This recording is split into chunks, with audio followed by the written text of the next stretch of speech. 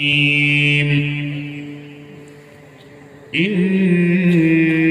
مرسل الناقة فتنة لهم فارتقبهم واصطبر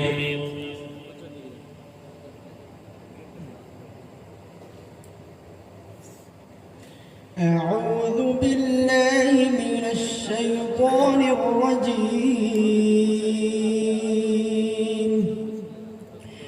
إنا مرسل الناقة فتنة لهم فارتقبهم واصطبر ونبئهم أن الماء قسمة بينهم كل شرب محتضر فنادوا صاحبهم فتعاطى فعقر فكيف كان عذابي ونذر إنا أرسلنا عليهم صيحة واحدة فكانوا كهشيم المحتضر ولقد يسرنا القرآن للذكر فهل من مدكر كذبت قوم لوط بالنذر إنا أرسلنا عليهم حاصبا إلا آل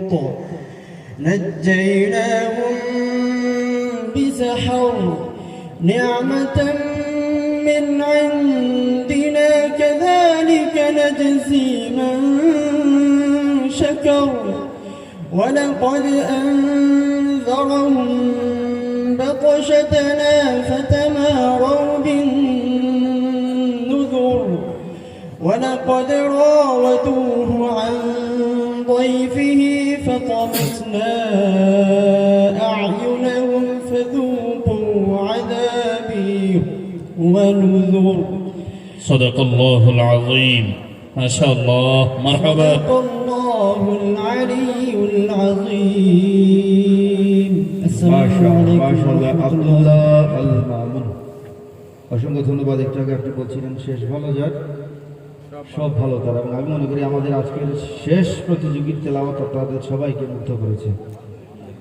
আর আমি যেটা ব্যক্তিগতভাবে খেয়াল করেছি যে এই যে একটা ট্রেন্ডিং সুর যেটা এর বাইরে ছিল সুরটা, একটা গতানুগতিক যে ট্রেন্ড যেটা সবাই এই ট্রেন্ডে ইয়ে করতে চায় এর বাইরে তার সুর ছিল। মাশাআল্লাহ আমার কাছে অনেক ভালো লেগেছে, আশা করি আপনাদের কাছেও ভালো লেগেছে।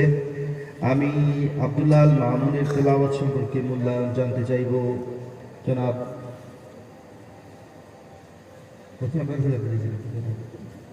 আপনারা দুজনের কাছ থেকে জানতে চাইব, কারণ তার তেলাওয়াত মাশাআল্লাহ অনেক সুন্দর হয়েছে।